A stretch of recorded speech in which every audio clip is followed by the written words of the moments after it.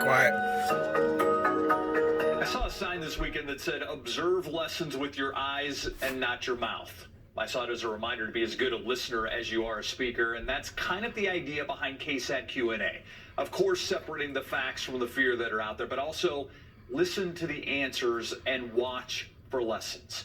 Our guest tonight is here to share his experience as a minority business owner, but also just his life experiences. James Lewis runs J12 Web Design. They do a lot of different websites, as you've probably seen, including, I should mention, the Bare Facts website, and that's how James and I got to know each other. Thanks for staying up late with us, James. I appreciate it. Thanks for having me. When we talk about life experiences amid calls for justice and calls for end of racism, what comes to your mind?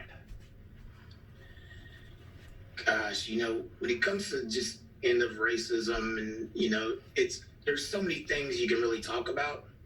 I would start with the fact that there's a lot of hard conversations that we need to have. And one of the good things that's coming out of this is that there are a lot more conversation, like you just mentioned, a lot more listening. So people of color get to share their experiences, and everyone else can say, wow, I had no idea it was like that for you. There's certain conversations my dad had with me and maybe other fathers didn't have with their sons. But now we get to really talk about it, and people can see what it's like on the other side. Now, Mr. Lewis, as you've been watching the events of the past few weeks, this truly is a moment in history. What does this moment mean for you personally? Gosh, personally, this moment of time, and I truly believe that this change is going to come, and it's not going to be something this quick, okay? And it's going to take some time, but for me, I'm excited about all races coming together, again, having more conversation. Like I said a few minutes ago, there are certain topics that are being discussed now that we really weren't talking about. And it's not like things like this haven't happened before, but now everybody's coming together. You've seen what's happened at Travis Park. It's not just Black people protesting. It's people of all races coming together and saying, what can we do to change this? So for me, it's a great moment to be a part of this shift that's about to happen.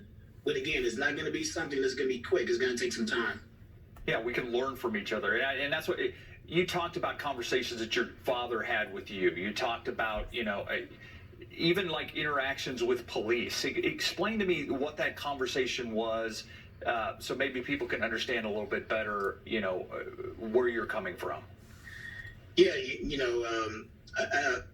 I'll tell you a quick story of last time I was pulled over. I was going a little bit over the speed limit in a 35, and I was coming from playing basketball. But I had my wallet in my backpack.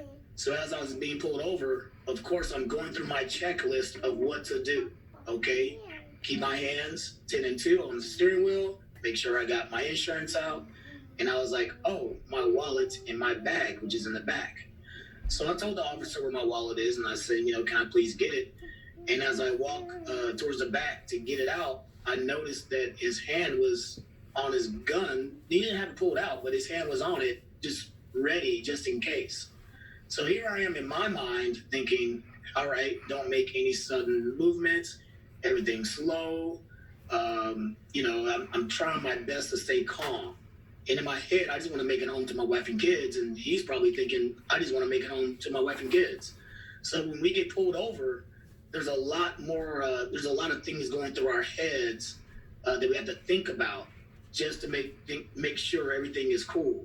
So conversations like that about what to do when you get pulled over, what to do when you walk into a store, make sure you get receipts. Even to this day, when I walk out the Apple store, I want a bag.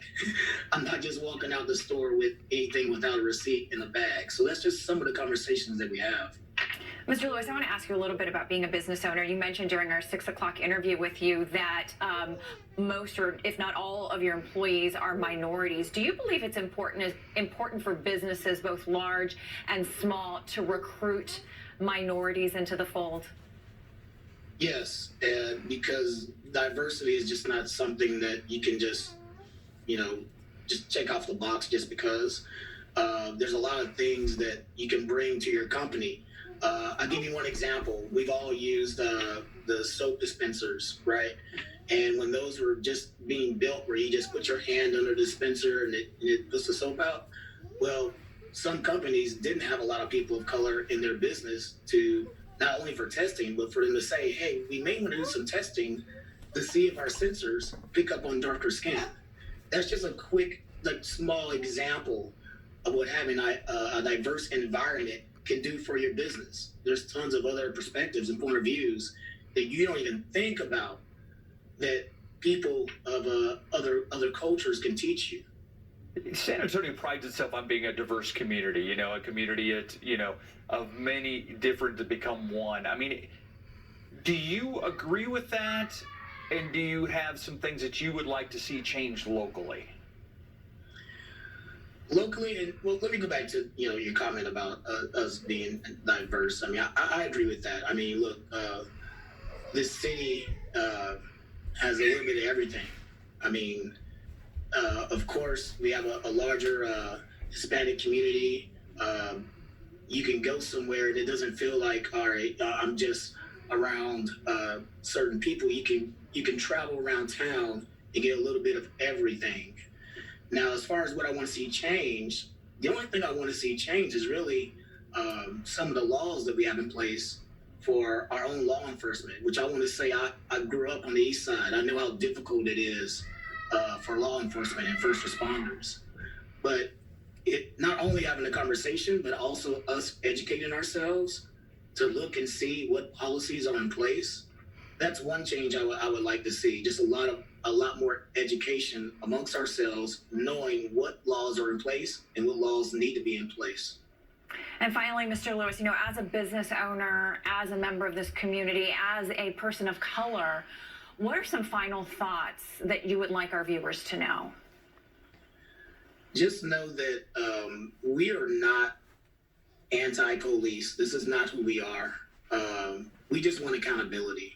And let's not get distracted from that, okay? I mean, the riots, the protesting is great, okay? You have people who may riot or think about rioting, and you got looters who are just causing trouble. But let's not let the looting and the riots distract us and take our attention away from the bigger issue, which is accountability, making sure that those people in power don't abuse it. That way, when we do break the law or if something happens, let's be tried in the courtroom rather than on the streets. James Lewis, appreciate your time tonight. J12 Designs. I'll see you in a couple weeks or so when we get the new Fairfax pull out, and yep. You'll be not smiling then because you'll have a lot of work to do. I appreciate. Thank you so much. I appreciate your help, James. Thank you. Thank you. Thank you. We'll be right back.